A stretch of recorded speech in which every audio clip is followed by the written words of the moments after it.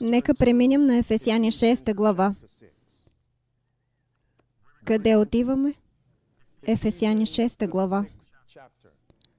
Нека продължим поредицата си, заемаща се с обличането на цялото Божие всеоръжие.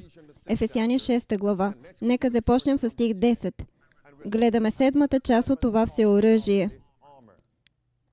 Библията казва, там ли сме, приятели? Стих 10 казва: най-накрая, братя мои, заяквайте в Господа и в силата на Неговото могъщество.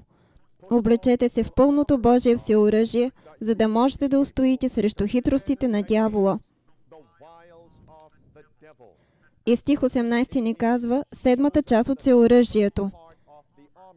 Казва се заедно: молете се в духа по всяко време, всякаква молитва и молба, бодрствайте неуморно постоянство и молби за всичките светии. Искаме да се съсредоточим върху фразата в стих 18 молитва и молба. Коя фраза? Молитва и молба. Седмата част от всеоръжието. Стих 12 ни казва първостепенната причина, поради която трябва да се облечем с цялото Божие всеоръжие, особено с тази седма част, молитва и молба. Нека прочетем стих 12 заедно. Искам всеки да се съсредоточи. Не се безпокойте какво се случва с други. Вие се съсредоточете и не пропускайте онова, което Бог има за вас. Стих 12. Какво се казва? Защото нашата борба не е срещу кръв и плът, но срещу началствата, срещу властите, срещу духовните сили на нечестието в небесните места. И така Библията казва: облечете се с цялото Божие всеоръжие, понеже сме в духовна война. Духовна битка. Ясна ли е тази позиция? Задръжте на Ефесяни 6 глава и преминете с мен на Филипяни 4 глава. Филипяни 4 глава. Библията ни показва ефикасността на молитвата към Бога и молбата в време, в което предстои скоро Исус да се завърне, във време на война. Христос обещава да ни даде мир. Кой желае Божия мир? Аз го искам, приятели. И за да го получим, казва Библията, трябва да се облечем със седмата част от всеоръжието – молитва и молба. Стих 5 от Филипяни 4 глава казва следното: вашата кротост да бъде позната на всичките човеци. Господ е къде? Господ е близо. Не се безпокойте за нищо, но във всяко нещо, с кои две неща, с молитва и молба, изказвайте прошенията си на Бога с благодарение, и Божият мир, който никой ум не може да схване, ще пази сърцата ви и мислите ви в Христа Исуса. Дали това е обещание за нас? Че като се молим, като изказваме молби във време, в което Исус е близо, Неговото второ пришествие е скоро, във време на духовна война, че Христос ще ни даде своя мир. Аз искам това, а вие? Нека преминем на Трето царе. Трето царе, 8 глава. Къде отиваме, приятели? Трето царе, 8 глава. Въпрос към вас. Коя е седмата част от Божието всеоръжие, с която трябва да се облечем? Молитва и молба. В Трето царе, 8 глава. И защо трябва да облечем всеоръжието въз основа на Ефесяни 6.12? Защото сме в духовна война. В Трето царе, 8 глава, Библията ни казва, че когато Соломон посвещаваше храма, каза на всеослушание, че трябва да се молят и да вършат нещо конкретно във време на битка. Погледнете стих 44 на Трето царе 8 глава. Там ли сме? Казва се: Соломон се моли, докато народът слуша. Ако людите ти излязат на бой против неприятеля си, където би ги пратил ти, и се помолят на кого? На Господа, като се обърнат къде? Към града, който ти си избрал, и към какво? Към дома, който построих за Твоето име. Тогава какво, скъпи Боже? Послушай откъде? От небето. Молитвата им и молбата им. И направи какво? Защити правото им. И така, каква беше молитвата на Соломон? Кажете ми. Когато Израел участваше в битка, какво трябваше да правят? Да се молят и да изказват молби. И какво щеше да направи Бог от небето? Щеше да чуе и защити правото им.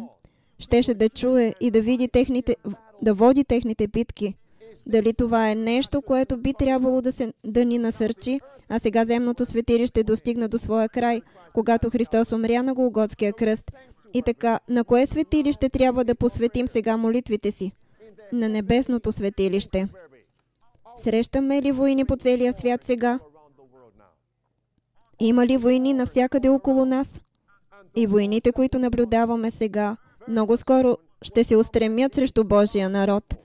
И това трябва да ни каже, че има призив за нас да се молим на Бога и да изказваме молби, така че Бог да може да защити правото ни и да води нашата битка. Погледнете това внимателно. 3 август 2016 година.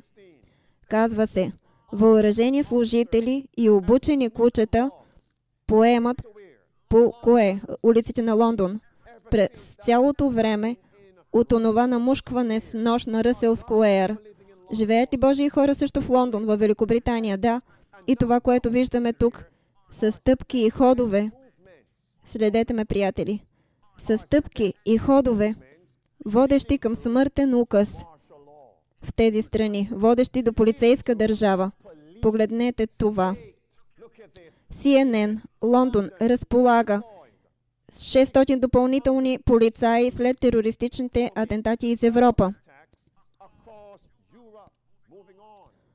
Предвижваме се нататък. Ню Йорк Таймс, 3 август 2016. Франция, какво? Подсигурява суша, море и лятна забава против атентати. Погледнете това. Дори в Германия. Германия обсъжда включване на военна, какво? Не полицейска, но каква? Военна помощ в страната за борба с тероризма. Под заглавието от 3 април гласи: от Втората световна война насам Берлин е избягвал употребата на армия за справяне с какво? Вътрешни заплахи. Погледнете това. Казва се, Германия се подготвя да разбие последното постнацистско табу чрез какво? Разполагането на въоръжени войници по улиците в мирно време. След стрелбата в Мюнхен. Тези акценти гласят. Вторият казва. Третият. Войници по улиците в мирно време не са били често срещани. От кога? От 1940-те години. От нацистското управление насам. Втората световна война. Последният акцент. Служители казват, че войници трябва да направят какво? Служители казват. Да се присъединят към антитерористична борба, точно както правят във Франция. Призовават ли те за полицейска държава? Призовават ли те дори за смъртен указ? Това идва и в Америка. Погледнете това. The Hill, 4 август 2016. Войници на домашния фронт. Президента Тръмп и какво? Войската. Погледнете с мен. Лука 21 глава. Задръжте на Трето царе. Задръжте на Трето царе. Нека преминем в Библиите си на Лука 21 глава. Къде отиваме, приятели? Лука 21. И помнете, Исус казва в Матей 24 глава, че пришествието му ще бъде като светкавицата. Както светкавицата блести, проблясва от изток до запад. Франция, Германия, Лондон, Европа, Великобритания. Това са източни страни по отношение на Америка. Махалото се завърта от изток до запад. Идва ли то в Америка? Лука 21 глава. В стих 20 се казва: а когато видите Иерусалим, че е заобиколен от войски, това да знаете. Не предполагайте. Тогава какво да правите? Тогава да знаете, че какво, приятели? Че наближило запустяването му. Тогава има нещо, което трябва да направим. Има ли армии заобикалящи Божия народ? Стих 21.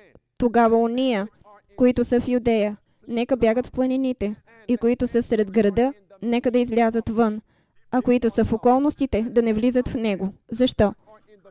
Защото това са дни на въздаяние, за да се изпълни всичко, което е писано.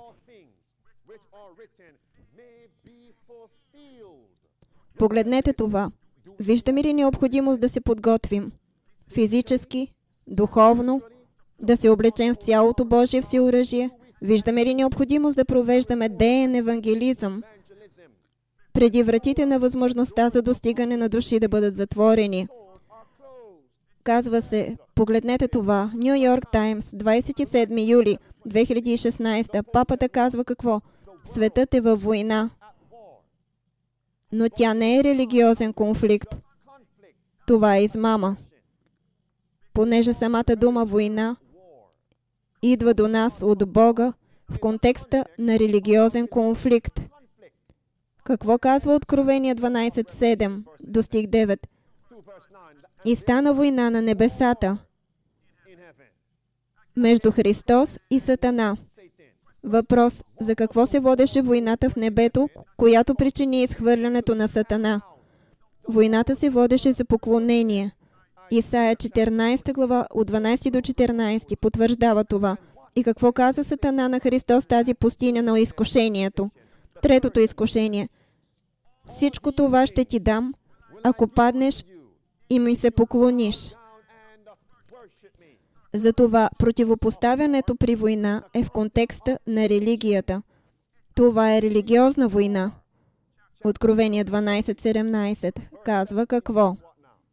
И разлюти се змеят против жената, църквата, и отиде да води какво? Война с останалите от семето й, които пазят Божиите заповеди и имат свидетелството на Исуса Христа.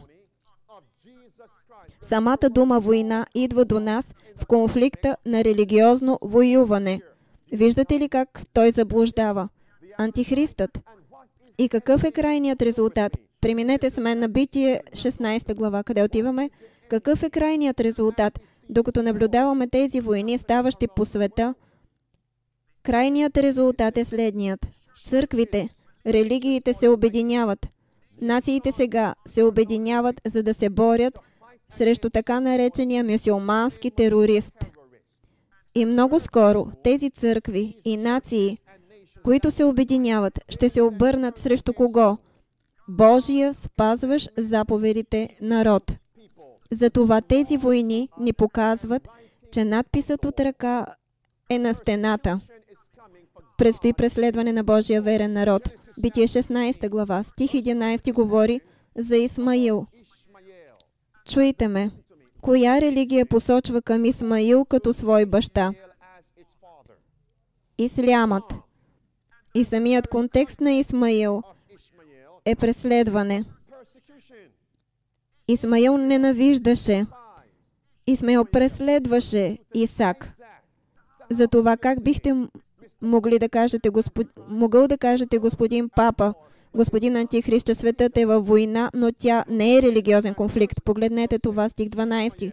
Исмаил, дори с потомците му, казва се, той ще бъде между човеците като див усел. Ще дига ръката си против кого? Всеки го. И всеки ще вдига ръката си против него. И така, радикалният ислям довежда до съюза на религиите и нациите. Срещу кого ще се обърнат те след това? Божият, спазваш заповедите народ. Затворете Битие 16 глава. Преминете с мен на Матей 24 глава. Къде отиваме? Матей 24 глава. Нека прочетем какво казват Божиите слова, приятели. Всяка частица от съществото си ви казвам. Тук сме. Чуйте ме, тук сме. Бог буквално задържа ветровете на борбата само още малко. Матей 24 глава, отидете на стих 8. Но всичко това ще бъде само начало на страдания. И какво казва стих 9? Тогава ще ви предадат на мъки и ще ви убият. И ще бъдете намразени от всичките, какво? От всичките народи, поради моето име. Какво предшества стихове 8 и 9? Какво казва стих 7? Защото какво? Ще се повдигне народ против народ. Има ли народи, които приемат ученията и философиите на исляма? Да. Народите, водещи война срещу народи. Тези неща подготвят пътя за преследването на Божия народ. Сега те се обединяват. Вижте какво каза човекът на греха наскоро. 3 август. Всички тези събития са само от тази седмица. 3 август 2016. Заглавието. Антихристът казва: в този свят на война, от какво се нуждаем? Се нуждаем от братство. Какво означава тази дума братство? И след това съюз. И след това говори за това обединяване сред нациите. Ето го, приятели, сред нациите. Той призовава за него. Тогава казва: братство дори сред учениците, дори сред религиите, дори сред последователите на Христос. Можем ли да видим това, приятели? Върнете се с мен на 3 Царе 8 глава. Небесни Отче, о, скъпи Боже, изказвам молба към трона Ти дори сега. Отвори очите ни, скъпи Боже, така че да можем да разберем и видим къде се намираме, че трябва да има дело на подготовка, духовно в сърцата ни, в домовете ни. И трябва практически да се приготвим за малкото време на скръб и за великото време на скръб. Време е за деен евангелизъм. Благослови ни сега, се молим в името на Исус. Погледнете 3 Царе. 3 Царе 8 глава. Къде сме, приятели? 3 Царе 8 глава. И така, какво се молеше Соломон до сега в 3 Царе 8 глава? Кажете ми, току-що го прочетохме, приятели. За какво се молеше Соломон? Ако Божиите човеци са във война, какво трябва да правят? Да се молят и да отправят молби. И какво ще направи Бог? Ще чуе от небето и ще защити правото им. Не само ако Божиите човеци са в битка, каза Соломон, че трябва да се молим да отправяме молби. Но Соломон каза също и че ако има глад в земята, ако има мор в земята, Божиите човеци трябва да намерят време за молитва и отправяне на молби. Преминете на стих 37. О, приятели, нищо не би могло да бъде по-ясно от това. Стих 37 на 3 Царе 8 глава, там ли сме, се казва: ако настане какво? Глад на земята. Има ли глад на земята сега? Има ли икономическа криза в Америка, в Европа, в далечния изток? А какво да кажем за Карибите? Ами за Южна Америка, за Венецуела? Хайде, приятели, не можете ли да видите какво се случва? Казва се: ако настане глад на земята, ако настане мор. Какво е морът? Заболяване, болест. Благодаря, Крищан. Ако се появя с изсушителен вятър, мана, скакалци или гасеници, ако неприятелят ви ги обсъди. Пропуснете нататък. Обърнете внимание. Пропуснете до стих 38. Всяка молитва, всяко какво моление, което би се принесло от кой да бил човек или от всичките ти люда Израиля. И стих 39. Ти послушай от небето. Приятели, има ли глад в земята? А мор? Кой е най-скорошният мор? Погледнете това. Вижте го, знаете за него. 5 август 2016. Казва се: Флорида потръпва, тъй като разпространението на Зика, след това се казва, принуждава магазини в Майами какво да затворят. И така, дали епидемиите ще доведат също до финансово затруднение, до лишение? Да, всички те са свързани. Погледнете това, приятели. Казва се CNN, 3 август 2016. Центърът за контрол на заболеваемостта издава историческо предупреждение за пътуване в Майами. Защо? Във връзка с избухването на Зика. Преминете с мен на Даниил 6 глава. Къде отиваме, приятели? И аз вярвам, че Зика е направена от хора. Направена е от хора, приятели. Направена е от хора. И всички тези неща са вършени от силите, които, спомнете си, ако се върнете, не предполагат за това. Не предполагам повече, приятели, трябва да сме сигурни. Ако се върнете на тази книга Великата борба, главата носеща заглавие Предстоящата борба, страница 588. Не, страница 589. Това е сигурно. Страница 589 на Великата борба казва, че Сатана работи в лабораториите на природата. Имаш ли го, сестра? Брат, нека взема тази книга, моля. Великата борба. Ето тук. Нека прочетем това, приятели. Вече не предполагаме за нещата. Великата борба, страница 589 казва, Сатана действа и чрез природните стихии. Какво са те? Силите в природата, за да прибере своята жетва от неприготвени души. Изучавал е тайните на природната лаборатория, на английски множествено число, и влага цялата си сила да овладее, доколкото Бог позволява природните елементи. Прочетете нататък, тя казва, пред човешките чеда се явява като велик лекар, способен да излекува всичките им болести, а в същото време Сатана ще предизвиква болести и бедствия до тогава, докато гъсто населени градове бъдат превърнати в развалини и пустини. Не предполагаме за това. Преминете с мен на 6 глава на Данаил.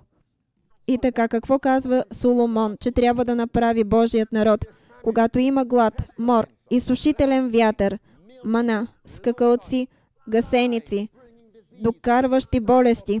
Време е за молитва, време е за молба. Време е да се облечем с цялото Божие всеоръжие. Дори вие, международно служение, спасени за да служат, унези от вас, които са онлайн, време е за нас да вземем участие в деен евангелизъм. Защо? Чуйте ме внимателно, защото много скоро нашите граждански и религиозни свободи ще бъдат напълно отказани. Погледнете с мен, Данаил 6 глава. Погледнете стих 10 заедно с мен. Отче, моля те, скъпи Боже, дай ни яснота на Словото си. Дай сърцата и умовете ни да отговорят положително, е молитвата ни в името на Исус. Стих 10 на Даниил 6 глава. Там ли сме, приятели? Казва се. А Даниил, щом се научи, че какво, приятели, била подписана писмената забрана, влезе у дома си и като държеше прозорците на стаята си отворени към Ерусалим, падаше на колената си. Колко често? 3 пъти на ден. Молещ се и благодарящ пред своя Бог, както правеше по-напред. Чии думи? Говоря по-човешки. Чии думи следваше Данаил? Тези на Соломон. В 3 царе, 8 глава. Ако народът ти е в утеснение, ако са в духовна борба, ако се обърнат към този храм и се молят и отправят молби, чуй от небето. И какво? Защити правото им. Какво направи Даниил, приятели? Молеше се. Молеше ли се? Отправяше ли молби? И Данаил имаше тази молитвена опитност преди кризата. Можете ли да видите това, приятели? Върнете се на стих 10, последната фраза. Падаше на колената си. Колко често? 3 пъти на ден. Молещ се и благодарящ. Не забравяйте тази фраза. И благодарящ пред своя Бог, както правеше, как? По-напред. Миналата седмица се съсредоточихме върху молитвата 3 пъти на ден, обличането със 7-та част от всеоръжието. Преминете на стих 11. Тогава ония човеци се събраха и намериха кого? Че Данаил правеше какво? Отправяше прозба и се молеше пред своя Бог. Защити ли Бог правото на Данаил? В кризата, когато Данаил... Нека ви задам въпрос. Бихте ли се съгласили с мен, че гражданските и религиозни свободи на Даниил бяха ограничени? Той не можеше да се покланя на Бога свободно и публично, дори в дома си. Какво се случва сега в Русия? Какво се случва сега в Русия? Международно служение, спасени за да служат. Не можете дори да се покланяте на Бога в дома си, освен ако групата ви, църквата ви е регистрирана при правителството. Не можете ли да видите това, приятели? Господи, помогни ни, се моля в името на Христос. Не можете ли да видите това, приятели? Трябва да виждаме призив към молитва и молба. Защити ли Бог правото на Данаил? Беше ли хвърлен той в огнената пещ? Беше ли хвърлен в рова на лъвовете, в ръцете, в хватката на земни лъвове? Но запази ли го Бог? Знаете ли защо? Погледнете стих 22. Казва се, моят Бог прати какво? Ангела си, за да затули устата на кого? Лъвовете. Та не ме повредиха, защото се намерих невинен пред него. И така, защо защити Бог правото на Данаил? Беше невинен. С други думи, беше изповядал всеки познат грях. Прости ли му Бог всяка негова неправда? Така че Бог обяви човека за невинен в тази криза. Идва ли това отново? Ще бъдем ли ние хвърлени на лъвовете? Сега не буквални лъвове, но някои от нас ще бъдат хвърлени на такива, на диви животни. Но имам въпрос към вас. Кого представлява лъвът в пророчествата? Вавилон. Погледнете това. И кой е съвременният Вавилон? Папството. Погледнете екрана. Предстои ли криза за Божия народ? Погледнете това изявление. 31 юли 2016. Когато папата направи това изявление, тези изявления, това беше заглавието, за което вярвам, че не е правилното заглавие. Би трябвало да бъде онова, което ще ви кажа по-нататък. Антихристът казва, той отрича, че ислямът е какъв? Насилствен. Но какво обаче казва писанието? Казва се, папата каза, че във всяка религия има насилници. Тази седмица, миналата неделя, във всяка религия има насилници, малка група фундаменталисти, включително в католицизма. Той казва, не забравяйте това, когато фундаментализмът стигне толкова далеч, че да се извърши убийство, можете да убивате с езика си. Това би трябвало да е заглавието. Папата загатва, че трябва да имаме граница на свободата на речта. Граница на свободата на изразяване.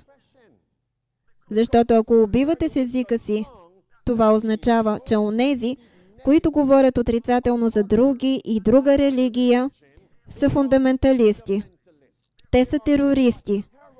И ние трябва да се борим срещу терористите. Кой ще бъде наречен фундаменталист в отрицателен смисъл и убиващ с езика си? Онези, които проповядват вечното благовестие. Тогава кой казва, във всяка религия е, дори в рамките на католицизма? Нека кажа нещо за това и после ще се върна към въпроса. Тук, в рамките на католицизма, Божието Слово казва, повечето от Божиите верни човеци са в Римо-католическата църква. Но те не могат да останат там. Трябва да бъдат призовани да излязат към Божието движение на остатъка и Божията настояща истина. Тройната ангелска вест от Откровение, 14 глава. И когато те излязат и започнат да проповядват настоящата истина, ще бъдат ли те също названи фундаменталисти? Ще бъдат ли те също преследвани? Да. Предстои ли това за нас? Това не е налучкване. Не е първия път, в който папата казва, че трябва да има граница на свободата на речта. Това показва, че този човек не се променя. Погледнете това изявление. Отново се казва, когато фундаментализмът стигне толкова далеч, че какво? Да и се извърши убийство, можете да убивате с езика си. Погледнете това. Това е The Guardian. 16 януари 2015 година. Заглавието гласи: Папа Франциск, какво? Свободата на изразяването има какво? Граници. Понтифексът защитава свободата на речта по път към Филипините, но казва, че не можете да оскърбявате вярата, религията, деноминацията на другите. Ограничение върху това. Вие сте фундаменталист, терорист. Не можете ли да видите какво приближава? Аз ли съм лудият? Или можете да го видите? Ще бъдат ли ограничени свободите ни? И в Америка каква е първата част от първата поправка на Конституцията на Съединените щати, приятели? Затова, ако премахнете това, кой ще може да прогласява Евангелието, настоящата истина, в тези последни дни? И нека ви кажа нещо, приятели. Исус казва в Матей 10 глава, да не мислите, че дойдох да поставя мир на земята, а нож.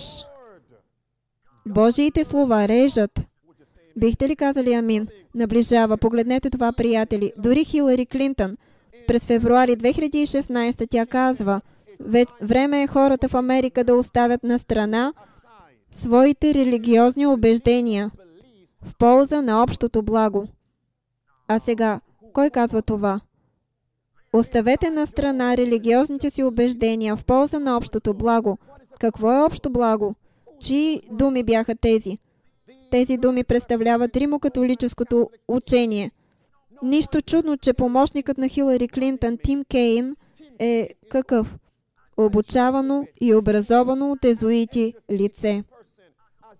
Както казах по-рано на Хилари и семейството си, казва го много пъти, гледаме на хората с граждански длъжности, които твърдят, че са езуити и обучавани от езуити, и казваме, наблюдавайте онези хора. Приятели, ами онези, които не ни казват публично, че са езуити и обучавани и образовани от езуити, те работят зад сцената. Не бих бил изненадан, ако семейство Клинтън са езуити. Погледнете това. Чували ли сте някога за книгата, написана от Хилари, носеща заглавие "Необходимо е цяло село", за да отгледаш децата си в Америка? С други думи, трябва да се откажеш от родителските си права и да позволиш на правителството да диктува какво можеш да правиш с децата си. Това е римокатолическо учение. Погледнете това. Заглавие от Washington Post от 25 януари. Казва се, необходимо е цяло село. Пропуснете надолу. Тук се казва, изброяват се всичките и първостепенни законодателни актове, отнасящи се до семейството, Medical Leave Act и така нататък. Тогава се казва, нека, тук говори Хилари, нека използваме какво? Правителството. Както сме го правили в миналото, за да способстваме за кое? Общото благо. Чии думи са тези? Когато папата дойде в Америка и застана пред Конгреса, каква бе темата му пред Конгреса и Обединените нации? Нека си сътрудничим. За какво? За общото благо. Ето го отново в The Catholic World Report през 2015. Погледнете това. Това е сенаторът Боб Кейси. През 2015 година той казва, за този термин общо благо от папата той казва, че сърцевината на посланието на папата би могла да се обобщи в 5 думи. Кои са те? Сътрудничество за общото благо. Кой е взел римокатолически принцип? Той е взел римокатолически принцип и го е превърнал в елемент от управленческа стратегия. Колко от вас изпомнят, когато изнесох цяла тема върху общото благо, като показах как, когато предстоеше да бъде наложен националния неделен закон в Америка през 1880-те години, това беше темата, подхвърляна от тези отстъпили протестанти. Необходимният неделен закон в Америка с преследване за общото благо. Намираме се тук отново, приятели. И така, за кого ще гласувате? За кого ще гласувате? Приятели, всички пъти ще водят към Рим. Не италианският Рим, а папството, Ватикана. Всички пъти ще водят към Рим. Ще гласувате ли за нея? За демократите? Погледнете какво ни се казва тук. Тук е Хилари. Чуйте какво казва тя в The Blaze. Тя казва, внимавайте. Твърде често на жени все още се отказва критичен достъп до какво? Репродуктивно здравеопазване. И така, това е законът ти за жените. Тогава тя казва, законите трябва да бъдат подкрепени с ресурси. И какво? Политическа воля. И дълбоко загнездени културни кодове. Религиозни убеждения и структурни предразположения трябва да бъдат променени. И така, от какво трябва да се откажат американците в полза на общото благо? Трябва да се откажете от дълбоко загнездени културни кодове, религиозни убеждения в полза на общото благо. Няма ли това да подрине нашите граждански и религиозни свободи като американци, като християни, като вярващи в Библията протестанти, за кого ще гласувате? Добре, пасторе, няма да гласувам за демократите, а за републиканците, нали така? Не смейте. Погледнете тази позиция, погледнете това. Това е 22 юли 2016. По-добре да гласуваме за Исус. Казва се, защо Тръмп продължава да се съсредоточава върху поправката на Джонсън. И погледнете това. Тим Кейн, обучаван от езуити, а вице-президентският помощник на Тръмп, кой е той? Майк Пенс. Също е обучаван от езуити. Погледнете това. В този момент, говори Тръмп, в този момент бих желал да благодаря. На кого? На евангелската и религиозната общност като цяло, които са били толкова добри към мен и толкова подкрепящи. Имате много да допринесете към нашите политики, говори на църквите. И все пак законите ни в Америка ви възпрепятстват вас, църквите, от изразяване на мисленето си от собствените си амвони. Поправка, тласната от Линкъл Джонсън преди много години. Заплашва кого? Религиозните институции с загуба на освобождаващия ги от данъци статут, ако открито защитават политическите си възгледи. Тогава Тръмп каза, ще работя много усилено, за да отмени този език и да защитя свободата на речта за всички американци. Какво би разгърнал този законопроект? Църквите сега биха диктували на кого? На гражданските водачи. И гражданските водачи, за да получат вота, за да бъдат популярни, за да задържат постовете си, ще се покорят за налагането чрез закон на съблюдаването на неделята. Близо ли е белегът на звяра? Откровение 14 глава. Преминете там с мен. По-скоро 13 глава. Откровение 13, стих 14. Преминете там с мен.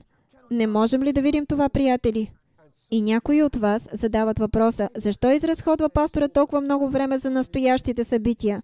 Защото самите думи на Исус в Марк 1 глава, 14 и 15, самите думи на Христос, когато Той започна проповядването си, бяха: времето се изпълни.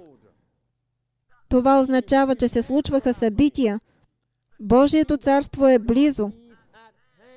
Тогава Той каза: покайте се и повярвайте в благовестието. Защо изразходвам толкова много време върху настоящите събития? Те ни показват, че библейските пророчества се изпълняват, за да бъдем събудени. И всеки път, когато се срещаме, ще ви показвам, че пророчествата се изпълняват, за да ви жегнат. Ако Божието Слово не ви жегва, въз основа на пророчествата и настоящите събития, Божиите човеци ще спят. А чрез Божията благодат вие няма да спите в мое присъствие. Видяхте какво се случи, когато Петър, Яков и Йоан спаха по време на кризата. Видяхме какво се случи от стих 13. Откровение 13:13. Съсредоточете се сега върху стих 14. Мога ли да ви питам нещо? Запишете до стих 14 Великата борба. Стих 14. Великата борба, страница 445. Казва се, страница 445 казва, че когато ръководните църкви на Съединените щати се обединят на основа на общи доктрини, следващото нещо ще е да повлияят на държавата, да наложи изискванията им и да подкрепи нарежданията им. Тогава протестантска Америка ще е изградила образ на римската йерархия и налагането на граждански наказания над друговерци ще бъде неизбежната последица. Можете да прочетете в стих 14 в личното си време. Настъпва ли съюз? Вижте какво се случва сред религиите. Кой видя това миналата неделя, приятели? Всичко е от миналата неделя. И, приятели, нека направя пауза тук. Погледнете тук. Нека направим пауза. Има още много неща случили се тази седмица. Не мога да ви дам всички тези настоящи събития, защото тази събота, всеки път, когато изучаваме Божието Слово, това не е новинарска телевизионна програма. Не, приятели. Вземам настоящите събития, които са приложими за веста. Погледнете това. Казва се 31 юли 2016 година. Заглавие. Мюсюлмани посещават католическа меса. Мюсюлмани посещават католическа меса във Франция във въздействаща проява на единство. И така, кои религии се събират? Можете ли да го видите, приятели? Всичко поради така наречения тероризъм. Тогава се казва, под заглавието е, една група от мюсюлмани държеше плакат, гласящ любов към всички, омраза към никого. И така, това означава, че тези мюсюлмани седели на католическа меса. Какво поднасяли свещениците по време на католическата меса? Хостията, нафората, Евхаристията. И какво казват свещениците, папите, че е тази нафора, тази Евхаристия? Евхаристията действително, наистина е тялото на Христос. И виното, спиртното питие, което пият, е действително кръвта на Христос. С други думи, свещениците и папата притежават сила да създават Бога. Това означава, че папата, свещеникът, е самият Бог. Затова кой казват сега тези мюсюлмани, че е Бог? Че има силата да създаде Бога.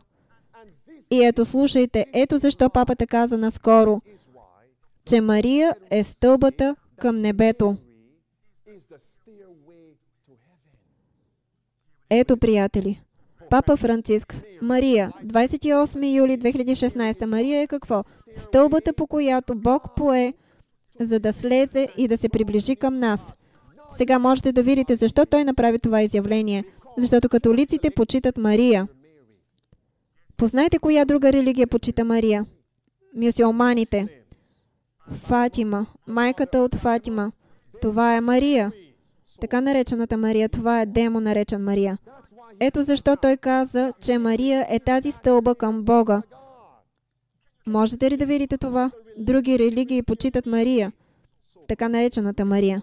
Схващате ли идеята, приятели? Ето защо и когато тръгна да прави това изявление, заглавието на новината ни показва, че папата паднал на земята. И за това сложих тук падна Вавилон. И така. Бог позволи папата да се препъне и да падне. Говорейки, че Мария е стълбата, пътя към Бога, той падна, приятели. И кой е господин Вавилон? Въз основа на Откровение 17 от 1 до 6, то е папството. Папството. Вавилон падна. Излезте от него, люди мои, и от всички други групи, които приемат ученията и политиките на папството. Но погледнете, папата имаше дързостта да се върне и да каже, ето защо паднах. 3 август 2016 папата казва, паднах, защото забравих, че има стъпало. И така, той падна, според провидението, защото предприе и извърши погрешната стъпка. По коя стълба се изкачваше той? Стълбата на Мария. Тази стълба ще ви накара да паднете. Трябва да стъпи върху чия стълба? Чия стълба? Христос е тази стълба. Наблюдавайте. И така, докато мюсюлмани и католици се обединяват, следете внимателно, приятели, и докато вземате Евхаристията, как наричат отстъпили адвентисти от седмия ден Господната вечеря? Евхаристия. Погледнете това. Това е списание Министри. Официално издание в рамките на деноминацията на адвентистите от седмия ден. Това са асоцииран директор Екхард Мюлер. Той е доктор по служене. Той казва, вижте, Господната вечеря е спомената първо в синоптичните евангелия. Матей, Марк и Лука. Тя беше постановена от Исус и се фокусира върху Исус. Немислимо е да празнуваме Господната вечеря, наречена също причастие или Евхаристия. Знаете ли, Ако проведете търсене в писанията на духа на пророчеството, че тя никога не използва думата Евхаристия. Знаете ли защо, приятели?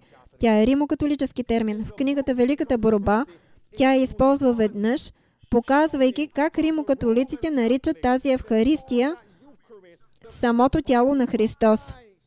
Богохулство е да се каже, че човек може да създаде Бога. И адвентисти от седмия ден наричат Господната вечеря Евхаристия. И никой не запита нищо. А сега идва критикът. Но защо трябва да казваш това, пастор Енрикес? Нека ви задам въпрос. Беше ли това направено тайно? Занимаваме ли се с нещо направено тайно? Това е публикувано в световната мрежа. Там е URL адреса ministrymagazine.org. Точно там е, приятели, там е. Ето ги те, публикуващи тази мерзост. И така, какво става сега? Ако римокатолик открие настоящата истина и дойде в адвентизма и кликне върху този уебсайт и види адвентист от седмия ден да нарича Господната вечеря Евхаристия, какво би помислил? Какво би помислил? Не би ли докарало това объркване? Затова ние трябва да мълчим? Не. Нека бъде архивирано. Не, че някой казва нещо. Намираме се тук, приятели. Погледнете това. Не сте видели нищо. Погледнете това. Казва се: няма неработно време за почивен ден. 29 юли 2016. Призовават за връщане на сините неделни закони с преследване с глоби. Приятели, вярва ли ви се, че през 2016 приканват за това? И някои от вас казват: пасторе, няма такова нещо като белега на звяра.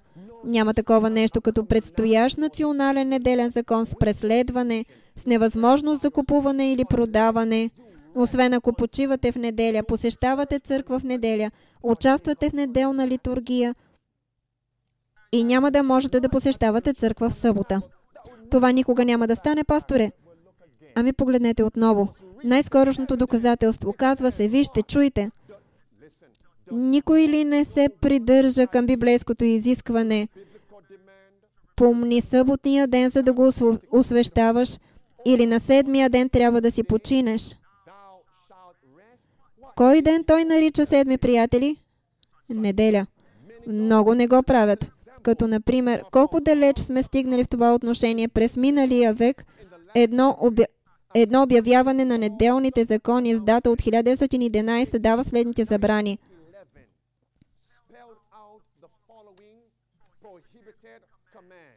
Какво, приятели? Нека видим част от тях. Никаква работа за работниците. Никаква фермерска работа. Никаква железопътна работа. Никакво строителство. Нито печене или браснарство. Никакъв спорт за финансова печалба. Никакви екскурзии. Нито реклама. Никакви публични събирания, освен в църквите. На кой ден? В неделя. Той казва: никакъв лов, риболов или стрелба на публични места или на места за обществено поклонение или частни резиденции. Бяха публикувани глоби през 1911, вариращи от колко? От 5 до 25 долара. Можем ли да видим какво беше в миналото? И все пак, онова, което предстои, ще бъде по-лошо. Откровение 13 глава. Преминете там с мен. Онова, което предстои, ще бъде по-лошо. Библията казва, че ще бъдем принудени да спазваме неделята като свят ден. Принудени да отхвърлим съботата. Няма да можем да купуваме или да продаваме. И някои ще бъдат хвърлени в затвор, други ще бъдат убити. Стих 15 от глава 13. Там ли сме, приятели? Виждаме ли призив към молитва и молба?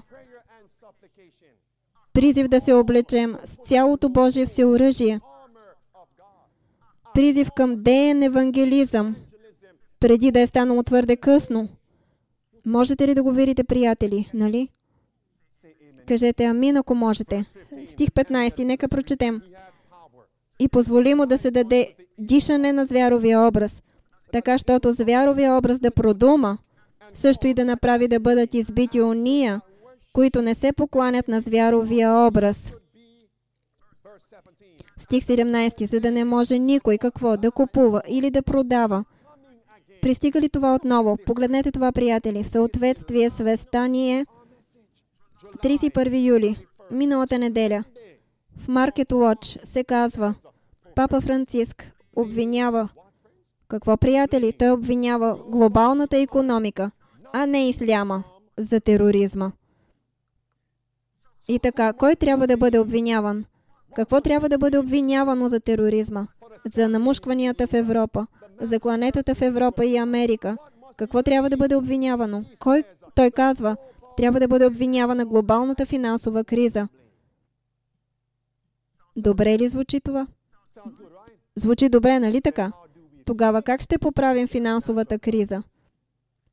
Какво трябва да направят народите, за да се погрижат за бедните? Какво трябва да направят народите, за да се погрижат за бедните?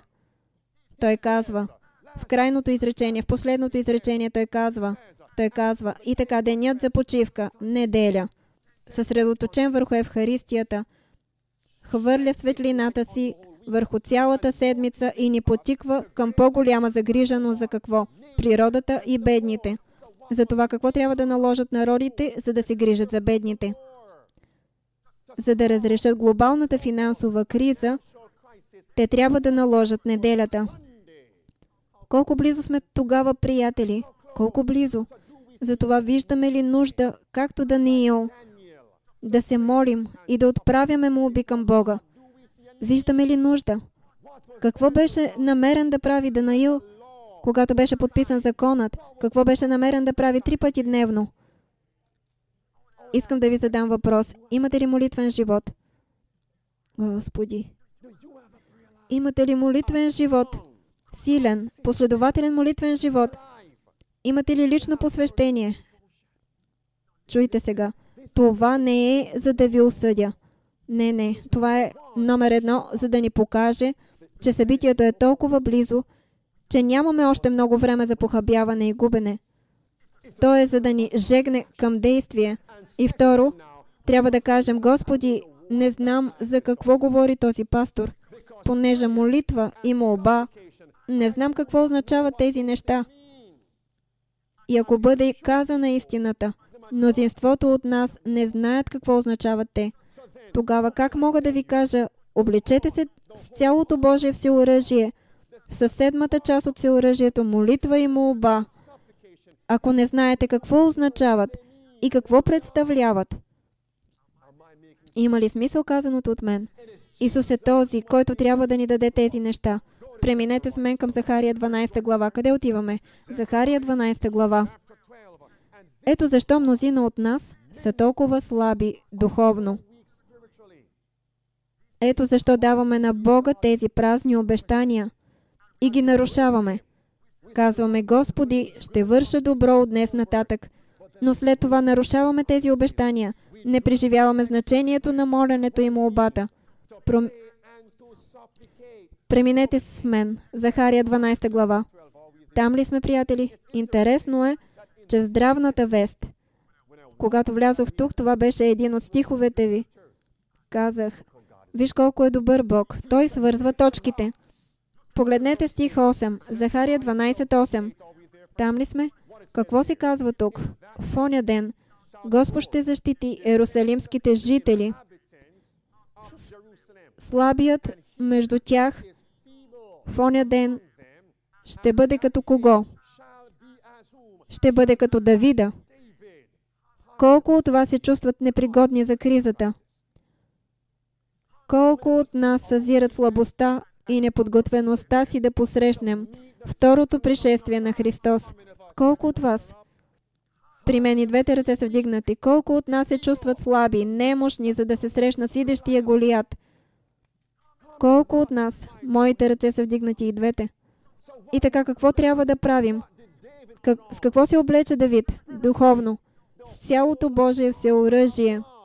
С какво трябва да се облечем ние, подобно на Давид, за да посрещнем идещия Голиат? Изполините в земята. Колко от нас се сблъскват с различни изполини в живота си? С какво трябва да се облечем? Планини, които ни изглеждат непреодолими. С какво трябва да се облечем? С цялото Божие всеоръжие. Кой ще ни даде седмата част? Коя е тази седма част? Молитва и... Преминете на стих 9. Довършете стих 8. Слабият между тях в ония ден ще бъде какво? Като Давида и Давидовия дом, като Бога. Слава на Бога. Като ангел Господен пред тях. И така, кой ще върви пред нас в кризата? Кой ще върви пред нас също и всекидневно? Насърчителни ли са тези думи? Тогава трябва да се молим. Скъпи Боже, помогни ми да повярвам в тях. Какво казвате? Помогни ми да повярвам в тях. Затова дори сега наблюдавайте внимателно. Дори сега, ако се чувствам немощен, слаб, за да се срещна с всекидневните си голиатовци, с планините си и с великия Голиат, който приближава. И помнете, битката Голиат срещу Давид беше също и духовна битка. Защото Голиат каза: ако те сразя, ти ще служиш на нашите богове. А виждате ли го, приятели? Как ще посрещнем ние идещия Голиат? Не е нужно да се тревожим. О, скъпи Боже, не е нужно да се тревожим. Исус казва: немощните по това време ще бъдат като Давид. Аз казвам амин на това. Кой щеше да ни даде това? Погледнете стих 9. В оня ден ще потърся да изтребя. Кого? Всичките народи, които идват против кого? Ерусалим. И така, кой ще дойде срещу Божия народ? Всичките народи. Какво ще ни даде Бог, за да се приготвим за това? Преминете сега на стих 10. Казва се: а на слава на Бога, че Христос е този, който ще направи това. Амин. А на Давидовия дом и на ерусалимските жители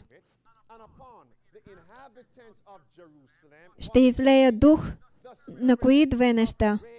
На благодат и моление. И така, какво ще излее Бог върху нас?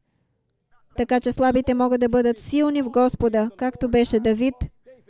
Духът на благодат и какво? И моления. И какво е част от Божието всеоръжие? Седмата част. Молитва и молба. Кой ще ни го даде? Чувствали ли сте някога, че дори не ви се иска да се молите? В криза сте. Не ви се иска да се молите? Сега ще ви помогна, приятели. Кой желая днес някои наставления? Кой съзира нуждата си? Аз бих го направил. Но обърнете внимание. Има условие, което трябва да изпълним, за да получим това изливане на Божията благодат и Божието моление. Последната фраза, стих 10 казва: когато започнем да изследваме себе си и видим, че сме нанесли рани на Христос. Преминете на стих 10. Казва се: дух на благодат и на моление. И те ще погледнат на кого? На мене, когото прободоха, и ще плачат за него, както плаче някой за едничкия си син, и ще скърбят горчиво за него, както скърби някой за първородния си. Мога ли да ви задам въпрос? Имаше ли човек в Новия Завет, който плака, който се молеше със скръб? Петър. Какво каза Христос на Петър няколко часа преди това? Бди и се моли. Но какво беше намерен Петър да прави? Кога се върна Петър и плака със скръб и се молеше и се облече с Божието всеоръжие? Кога? Когато видя Петър да се случва с Христос. Какво видя да се случва с Христос в тази съдебна зала? Че Христос беше бит, беше преследван, беше удрян. Когато Петър видя какво греховете му на отричане от Христос, понеже всеки грях, който извършваме, прави какво на Христос? Разпъва го отново. Сега Петър отиде и заплака горко. Тази трябва да е опитността ни. Кой иска насърчението? Но ние трябва да изследваме себе си. Ще ви помогна чрез Божията благодат. Погледнете това изявление. Не забравяйте това изявление. Книгата Евангелизъм, страница 258 казва: искайте тогава. Искайте и ще получите. Искайте какво? Смирение, мъдрост, кураж, усилване на вярата. Направете пауза тук. И така, дори кои 4 неща трябва да искаме? Казва се, искайте смирение. Какво още? Мъдрост. Какво още? Кураж. Какво? Усилване на вярата. Чуйте сега. Нека прочетем, всяка искрена молитва ще получи отговор. Бихте ли казали амин? Как узнаваме кога молитвите ни са искрени? Ще ви помогна. Казва се, Той може да ни даде. Всяка искрена молитва ще получи отговор. Той може да не дойде точно когато го искате или във времето, в което го очаквате, но Той ще дойде по начина и по времето, когато най-добре ще отговаря на нуждата ви. Направете пауза тук. Ето защо трябва просто да искаме. Просто да отправим искането. Приятели, напишете в своя бюлетин, в бележките си, в записките си запишете думата моление. Означава да се отправи искане. Моление означава да се отправи искане. Моление означава да се проси. О, приятели, когато чуете думата моление, каква дума виждате в нейния корен? Да предоставя. Това означава молитва, моление. Умолявате Бога ревностно и вярвате, че искането ще бъде удовлетворено. Това е молението. Това означава, че ако се моля и се съмнявам, не отправям моление. Липсва ми 7-та част от всеоръжието. А всяка част от всеоръжието, която липсва, мислите ли, че Сатана ще хвърли огнените си стрели?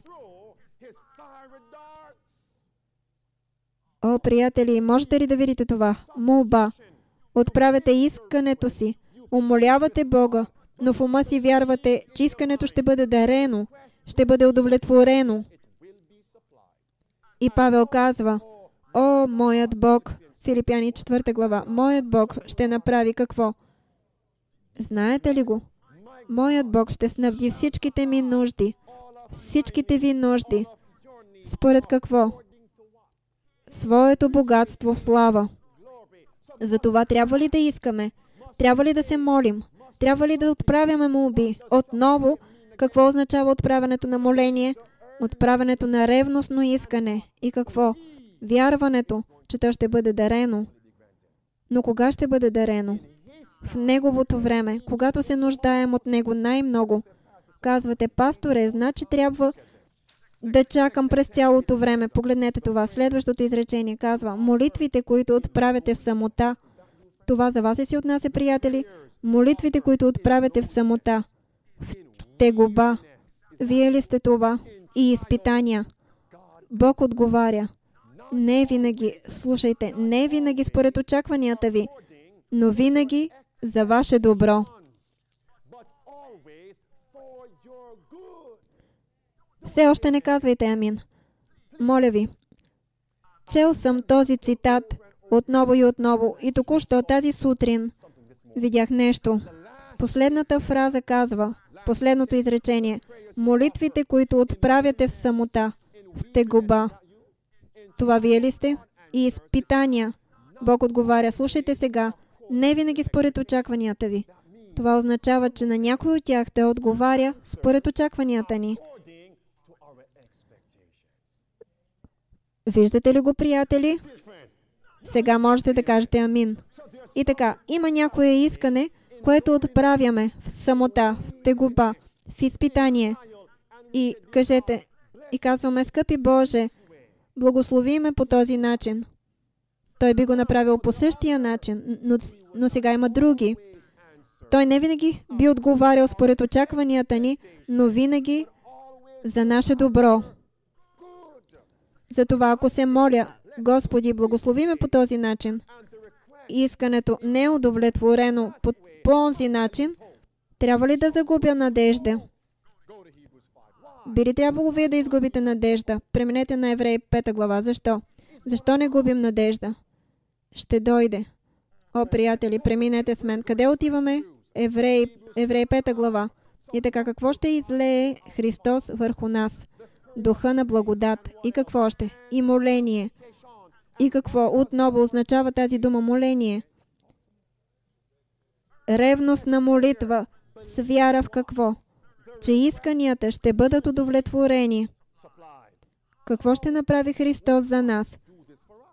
Защото самият Христос го е преживял. Евреи 5 глава. Там ли сме, приятели? Погледнете стих 7. Казва се за Исус. И това е причината, поради която можем да отидем при Христос и с вяра, че Той разбира през какво преминаваме. Знаете ли, приятели, бяхме в Далас, Тексас. Слава на Бога, че поддържа ума ми.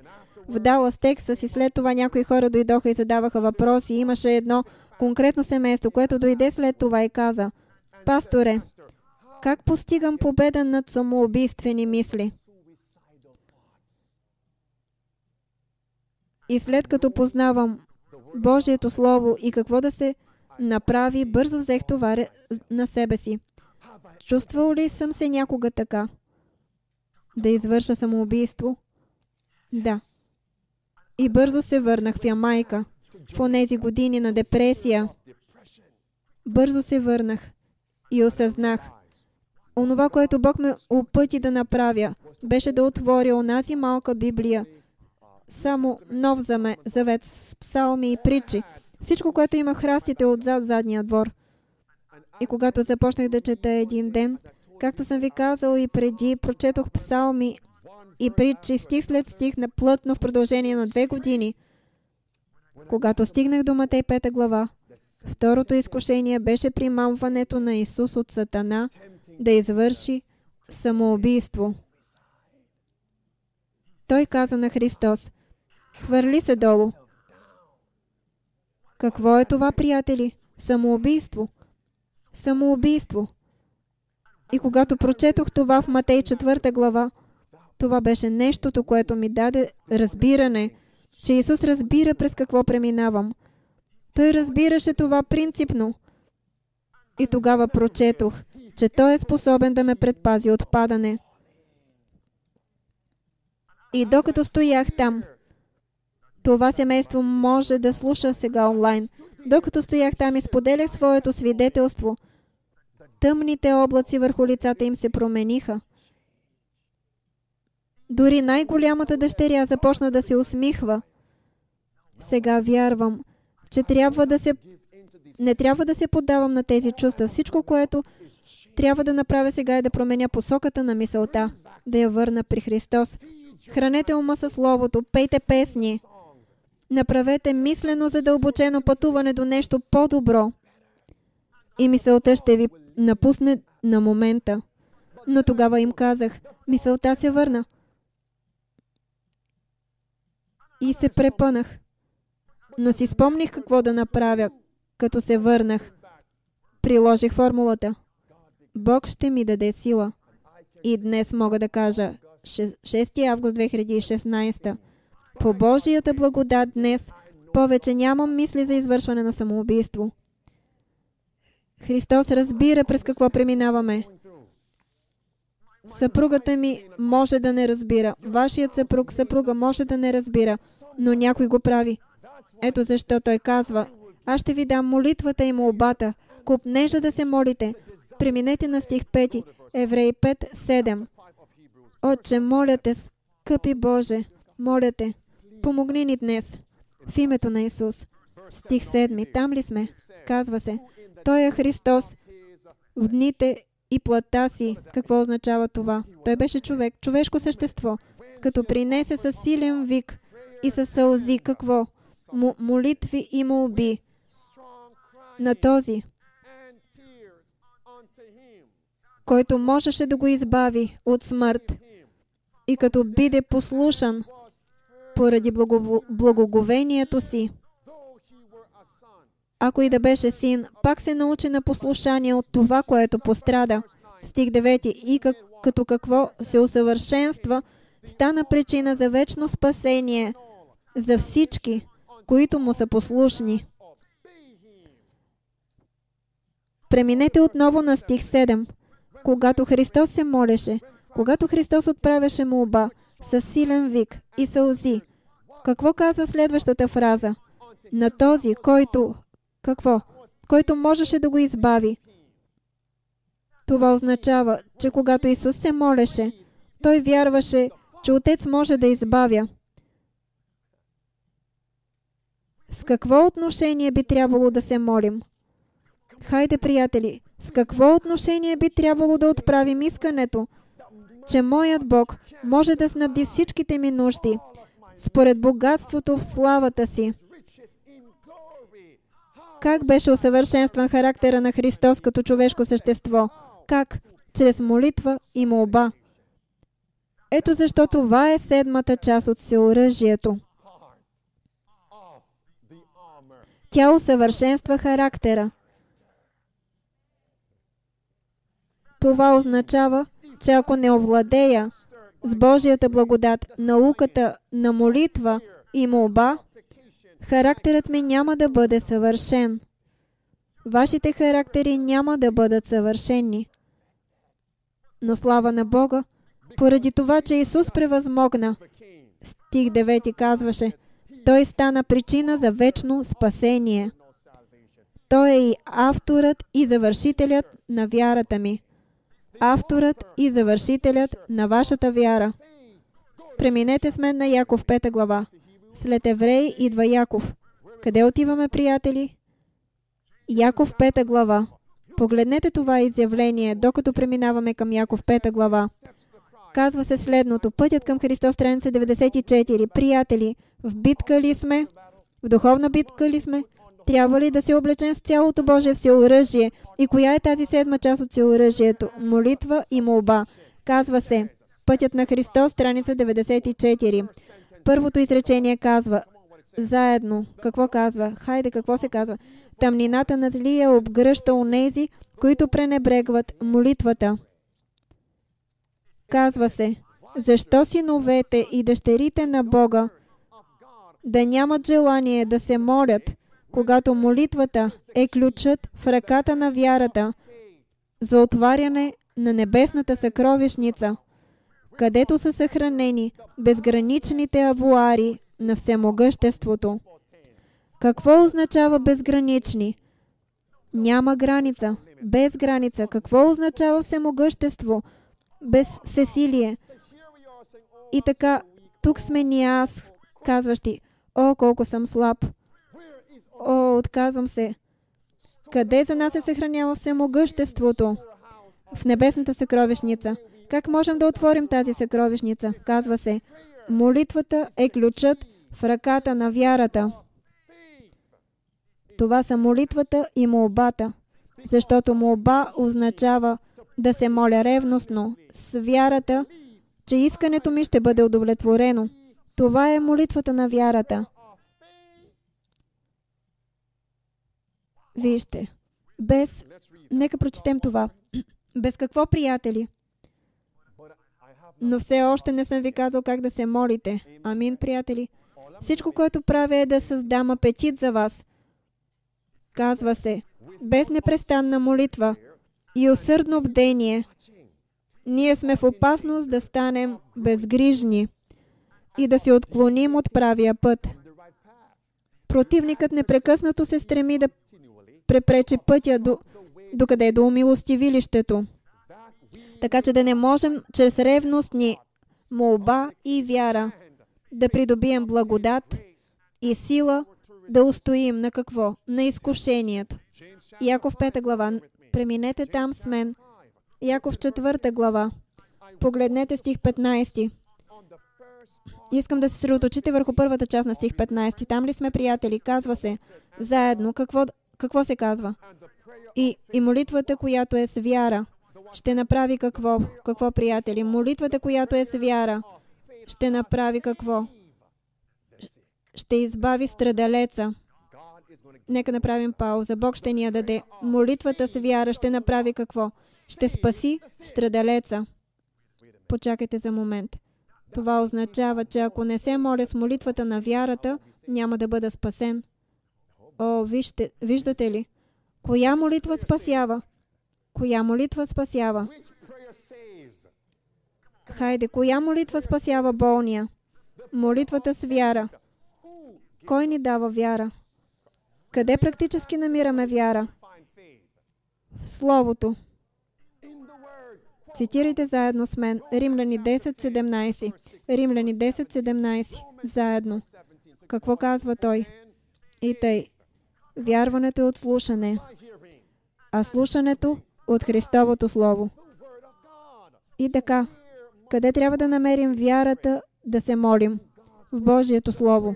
Молитвата с вяра ще спаси. Колко от нас желаят спасение? А сега, от какво искате да бъдете избавени? Тази дума избавям в Яков 5 глава означава да бъда спасен. Означава опазвам, защитавам. Колко от нас желаят това спасение? Да спася. Ето какво трябва да направите сега, приятели. Когато и да преминавате през криза. Отче, моля те, помогни ни да разберем това. Молим се в името на Исус. Амин. Когато и да преминавате през криза, не бързайте просто да говорите с Христос. Молете се с Библията. Молете се с какво, приятели? С Библията. Ако се намирате на място, в което Библията ви не е достъпна, познайте какво. Молете се с запаметените си стихове. Какво да направите? Молете се с запаметените стихове. А сега, ако имате време да се молите, намирате се в криза, опитайте се да намерите дума, която обобщава чувствата ви. Заедно ли сме? И така, ако преминавате през вина, намерете тази дума вина. Ако се чувствате обхванат от страх, намерете думата страх в Библията си. Ако търсите напътствие, потърсете думата напътствие. Потърсете тази дума водител. Виждате ли, приятели, в този момент дяволът ще каже: побързайте да напуснете църквата. Ето тук е пробивът ви. Молитвата с вяра ще ви спаси. Молете се с Библията. Как да направите това? Това ще обогати молитвения ви живот. По-съществен. Готови ли сте за това, приятели? Вземете Библията си и отидете на гърба й. Отидете до конкорданса. Отидете там с мен. Отидете отзад на Библията и открийте конкорданса си. За този пример, сега се намираме в лабораторията. На църква сме, но сега сме в лабораторията. Ще извлечем теорията от Божието Слово. Молитвата с вяра ще избави. Отправите с вяра молитвата на вярата. Божията вяра е в Словото. Молете се със Словото. Нека открием думата избавям в Библията, в конкорданса си. И онова, което желая да направите, е да намерите тази дума избавям и дори избавен, избавяне, избавя.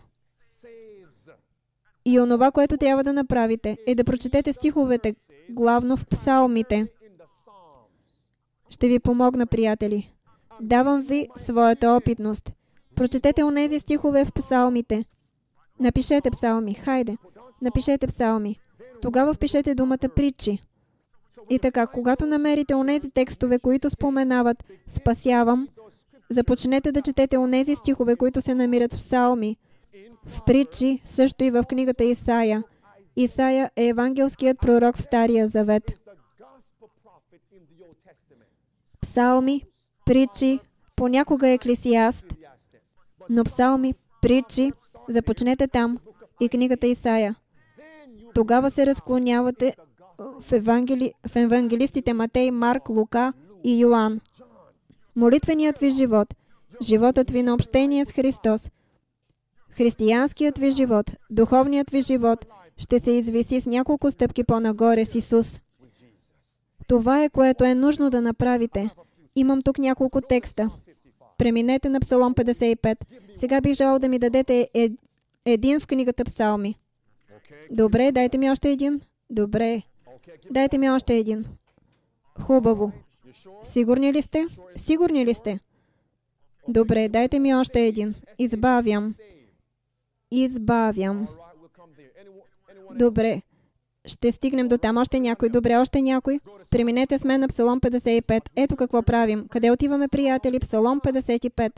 Погледнете това внимателно. Преминете на Псалом 55. Погледнете с мен стих 16. Там ли сме, приятели? Казва се: но аз към Бога ще извикам. И Господ ще направи какво? Ще ме избави. И така, когато извикам, Той ще ме избави. Трябва да направите пауза там и да кажете: скъпи Боже, сега викам. Ето, така се молите към Него. Отвръщате Му в отговор. Използвайте това. Ако извикам, Ти избавяш. Викам, помогни ми сега да повярвам, че Ти ще направиш какво? Ще ме избавиш. От какво? Ето ни тук сега казваме: Господи, започвате да изброявате. Изброявате. Нуждая се от избавление. Нуждая се от спасение, от А, Б, В и така нататък. Възлагате товарите си върху Него. Тогава, когато сте свършили да възлагате онези товари, чрез изброяването на предизвикателствата си, не спирайте. Стих 17. Вечер. Нека започнем. Вечер и сутрин. И на пладне ще моля и ще викам, и Той ще чуе гласа ми. Ще избави в мир душата ми от ония, които възстават против мене, защото много ги имам. Какви точки намерихте в стих 18? Какви точки? Избавя. Какво още? Избавя. Какво още намирате там? Виждате ли тук минало време? Той е избавил. Какво означава това? Преди да извикам към Него да ме спаси, обещанието, което чета в стих 18, вече е изпълнено. Кога ще го видя? Когато се нуждае от Него най-много. О, заедно сте сега. Върнете се. Какво още намираме в стих 18? Какво още има в стих 18? Има много със себе си. Със себе си. А сега, кои са множеството с нас в битката? Святите ангели. Затова на онези молитви, които отправям в самота, в тегоба и в изпитание, Бог отговаря. И ако сме самотни, колко от нас се чувстват самотни? И ако сме изтощени, кое обещание можем да изискаме? Има много. Забележете, че думата бяха е в минало време. Защото имаше мнозина с мен. Мнозина с мен. Дали това са обещания, които можем да изискаме? Преминете на Псалом 69. Това е един от онези, които споменахте. Преминете на Псалом 69. Това са опитности, приятели. Молитвеният ви живот никога не би бил същият. А сега, ако се молите с Псалом 55 и се чувствате задоволени, това е моментът, в който ставате и се залавяте за работата си. Не превъртете отново проблемите си. Обещанията Той е изпълнил.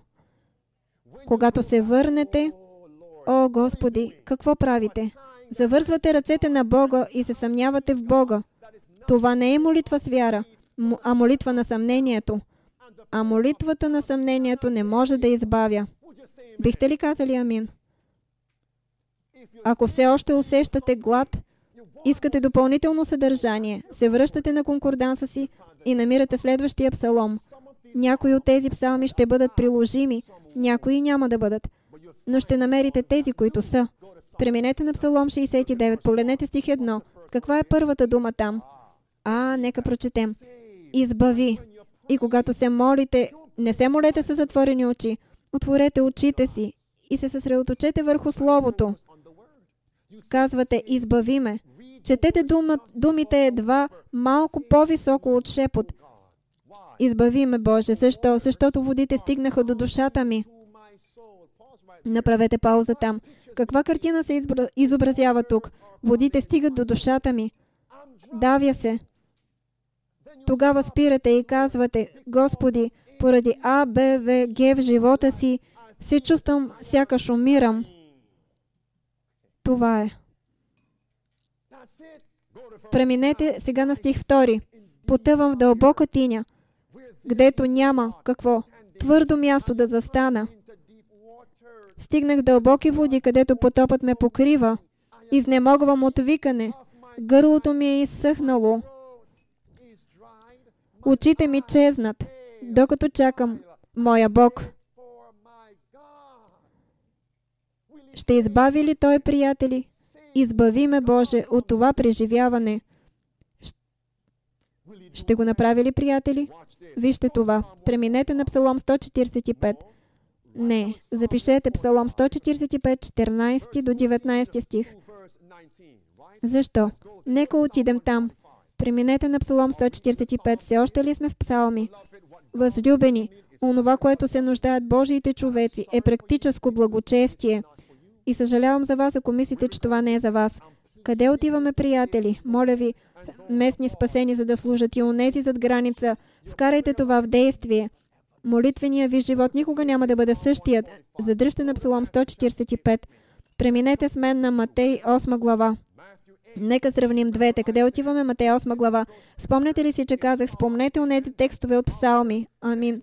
Притчи, след това Исаия, след това къде е? Матей, Марк, Лука и Йоан. Тук сега е Матей. Матей 8:24. Там ли сме? Нека започнем заедно. Какво се казва? Матей 8:24. И ето, голяма буря се подигна на езерото. До толкова, щото вълните покриваха ладията, а той спеше. Колко от нас се чувстват, сякаш Исус не чува молитвите ни? Ако вода покрива ладията, какво се случва с ладията? И какво се случва с онези, които са вътре в ладията? Приложение. Какво се случва с вас и с онези, които са в дома ви? Срещате ли изпитания и кризи, които ви карат да губите надежда? Членовете на семейството ви ще бъдат наранени и това ще им причини тежка болка. И се молите, но изглежда сякаш Бог спи. Преминете на стих 25. По този начин говорите на Бога. Стих 25. Тогава се приближиха, събудиха го и казаха: Господи, направи какво? Господи, спаси, загиваме. Слагате себе си в това положение. Ако е нещо, за което нашите съпруг и съпруга е необходимо да се молят, членовете на семейството е необходимо да се молят, това е красив текст, който всеки член от семейството може да изиска. Учениците са в множествено число. Членовете на семейството се събират. Господи, спаси ни, загиваме. Господи, поради А, Б, В и Г загивам. А сега вижте какво отговори Христос. Когато аз свърша, когато вие свършите с изброяването на нещата, които ви тревожат, дайте на Бога възможност да ви отговори. Това е обещанието. Двупосочна улица. Сега стих 26 казва, там ли сме? А той им каза: защо сте страхливи, маловерци?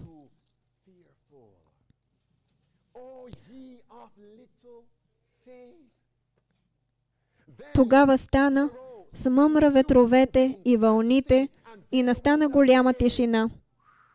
И тогава, стих 27, стих 28, сега те можеха със сигурност да кажат: това е Божият син. Отправиха ли те искането? Спаси ни, загиваме. Но какво им липсваше при искането? О, приятели, а какво спасява? Молитвата с вяра ще избави. Преминете на Матей 14 глава. И когато прочетете това, казвате: Господи, Ти каза на учениците: отправете искането. Но, о маловерци, о маловерци, скъпи Боже, вярата ми е толкова слаба. Усили вярата ми, така че да мога да повярвам. Тогава, приятели, ако вярата ни трябва да бъде усилена, какво трябва да четем, за да се усили вярата ни? Какво трябва да четем? Нека тогава прочетем Словото. Задръжте на Матей 14 глава. Върнете се на Псалом 145. Има ли това смисъл за вас, приятели, възлюбени? Не намирам за трудно да се моля в продължение на час, да се моля 2 часа, да се моля цял ден. Това е голяма Библия. И в живота ми се случва толкова много. Всичко, което трябва да направите, е да намерите дума, която обобщава онова, което срещате. Псалом 145, там ли сме, приятели? Погледнете с мен стих 14. Казва се: Господ прави какво? О, маловерци! Господ подкрепя всичките падащи и изправя всичките сгърбени. Очите на всички гледат към Тебе и Ти им даваш какво? Храна на време.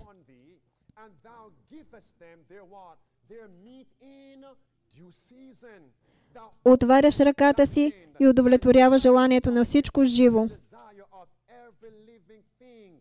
Стих 18. Господ е близо при всички, които го призовават. При всички, които с истина го призовават. Изпълнява желанието на тия, които му се боят. Слуша викането им и ги избавя.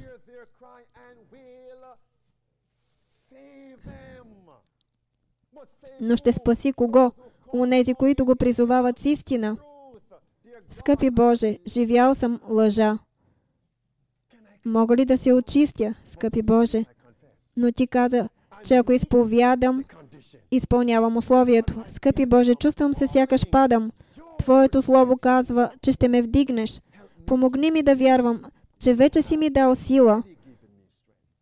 Скъпи Боже, не мога да платя сметките, но Твоето слово казва, очите на всички гледат към Тебе и Ти им даваш храна на време. Помогни ми да повярвам в това, скъпи Боже. Молитвата с вяра е, която избавя. Върнете се на Матей 14. Виждате ли, че бихме могли да правим това цял ден, приятели, но сега трябва да отидете от дома. И когато Сатана запрати огнените си стрели, приложете това на практика. И това е една от причините, поради които отидох и купих изчерпателен конкорданс.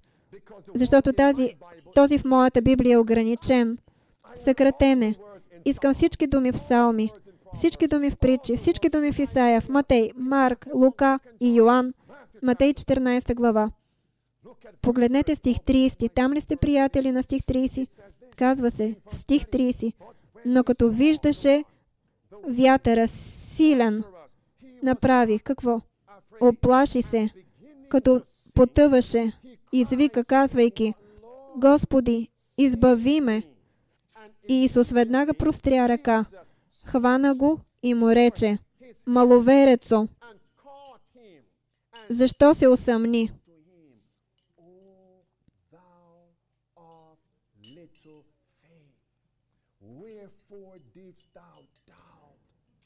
И като влязоха в ладията, вятърът утихна. А ония, които бяха в ладията, му се поклониха и казаха: Наистина Ти си. И така, какви думи вложи Христос в ума на Петър? Какви думи в стих 31? Хайде, маловерецо! Затова, когато отправям тази молитва: Господи, избави ме от Хикс, Y, Z, това са Твоите думи към Него. Той иска да ни отговори. О, приятели!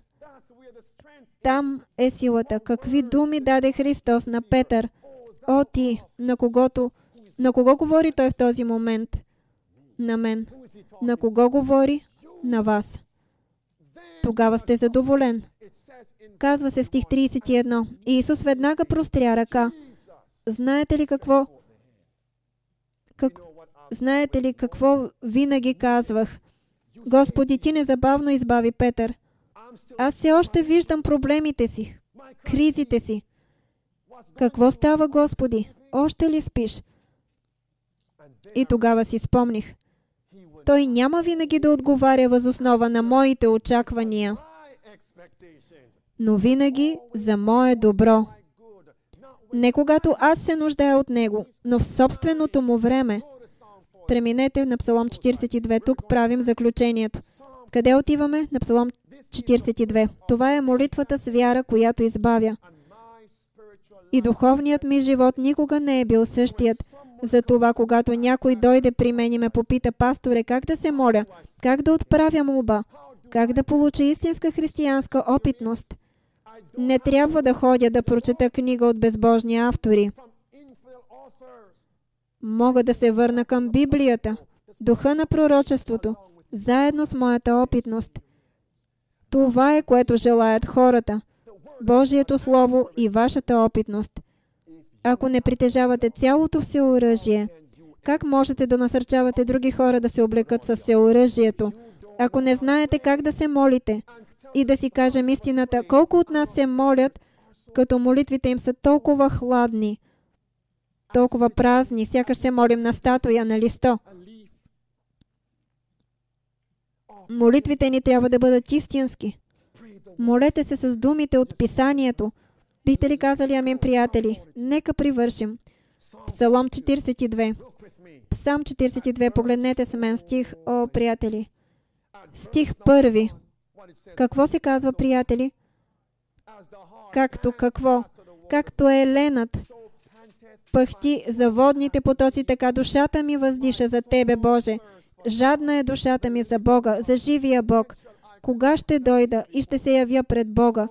Моите сълзи ми станаха храна денем и нощем, като непрестанно ми думат: къде е Твоят Бог? Изливам душата си дълбоко в мене, като си напомням това. Как отивах с множеството и завеждах шествието в Божия дом с глас на радост и на хваление, с множеството, което празнуваше. Но докато те хваляха Бога, какво ставаше с мен? Стих 5. Защо си отпаднала, душе моя? И защо се смущаваш дълбоко в мене? Надявай се на Бога. О, приятели! Хората посещават църква. В църква сме. Онези, които празнуваха. Кой е първостепенният празник на Бога? Седмия ден, събота. Някои се веселят, но други проявяват меланхолична опитност. Тъга. Смръщено лице. Слабо утеснено сърце. Каква трябва да бъде молитвата ни? Говорейки на себе си в молитва. Защо си отпаднала, душе моя? Защо се смущаваш дълбоко в мене? Какво трябва да направим? Надявай се на Бога, защото още ще го славословя. Надявай се на Бога, който е помощта на лицето ми. Стих 11. Защо си отпаднала, душе моя? О, и защо стенеш в мен? Надявай се на Бога, защото аз още ще го хваля. Това е спасение. Това е думата, молитвата с вяра ще какво? Избави страдалеца. Мнозина са болни физически. Останалите от нас са болни духовно и емоционално. Защо си отпаднала? Тази молитва беше спасителна. Евреи 11 глава. Но без вяра е какво? Невъзможно да се угоди на Бога, защото който идва при Бога, трябва да вярва, че Той съществува и че възнаграждава тези, които го търсят. Това са молитвата и молението, които избавят. Приключваме, приятели. Сега приключваме. Трябва да ви задам домашно. Готови ли сте за домашното си? Преди да се върнем до вечера, за библейското изучаване, вечерната служба. Повечето от нас преминават през кризи в момента. Искам да приложите това на практика сега. Докато е свежо в ума ви. Дори онези, които са онлайн, докато е свежо в ума ви. Току-що сте ги чули. Намерете една дума, която обобщава, капсулова онова, през което преминаваме. Може да бъде вина, може да бъде страх. Искате напътствие, искате мъдрост, искате сила, искате победа. Намерете думата. Отидете на гърба на Библията си до конкорданса. Намерете тази дума. Погледнете в псалми. Погледнете притчи. Ако там има някой текст, отидете до Исаия, Матей, Марк, Лука и Йоан. Започнете там. Тогава можете да се разклоните до Еремия. О, плачещият пророк! Тогава можете да се разклоните, приятели. И след това, искам да говорите с Бога. Позволете му да ви отвърне. Четете стиховете. Ще почувствате сила. О, приятели! Не вземайте моята дума. Ако ви кажех, че мангото Джули от Ямайка е сладко, когато е зряло, бихте казали, това са ваши думи, пасторе. Но ако извадех едно и кажех, отхапи това, отхапи го, бихте казали, о, какъв вкус! Вкусил съм и съм видял, че мангото Джули от Ямайка е сладко. Амин, приятели. Приложете това на практика. Тогава истинно можем да кажем: о, вкуси и виж, че Господ е благ. Искате ли да узнаете, че е благ за себе си? Трябва да го преживеете. Какво казвате, приятели? Кой желае нова опитност с Христос? Кой желае не просто да говори за тези неща, но да преживява всеоръжието, дори 7-та част? Аз искам, а вие? И тогава, когато се върнем до вечера за библейско изучаване, имам няколко неща по Божията благодат, още някои закони. Ще позволя на вас, на някой от вас, може би няма да има възможност да взема всеки, но някои от вас ще могат да споделят своето свидетелство, онова, което Бог ви е дал между сегашния момент и времето, когато се върнем. Какво казвате, приятели? Предавате ли на ново живота си на Бога днес? Нека коленичим. Небесни Татко, благодарим Ти за словата Ти днес. Благодарим Ти, че ни развълнува зажегването ни чрез Словото Си на пророчеството. Краят е надвиснал над нас. Но не е нужно да се боим, само да бъдем подготвени. И начинът, по който да бъдем подготвени, е да се облечем в цялото Божие всеоръжие. И сме се съсредоточили върху, наблекнали сме върху молитвата и молбата. Ти не само си ни дал това като наставление, но си ни показал практически как да го направим. Един от многото начини да имаме посвещение, един от многото начини. Ако не овладеем това, няма смисъл да учим други начини за общение с Теб, за да бъдем спасени от Теб. Благослови народа си. Сега сме с привити колене, скъпи Боже, посвещавайки, предавайки на ново живота си на Теб. Благодарим Ти, че ни приемаш. Помогни ни да не се връщаме в греха. Запечатай ни и ни избави. Понеже молитвата с вяра ще избави. Тя ще избави страдалеца. Благодарим Ти, че ни слушаш, че си с онези, които са онлайн. Благодарим Ти, че отговаряш. И е молитвата ни в името на Исус Христос. Амин.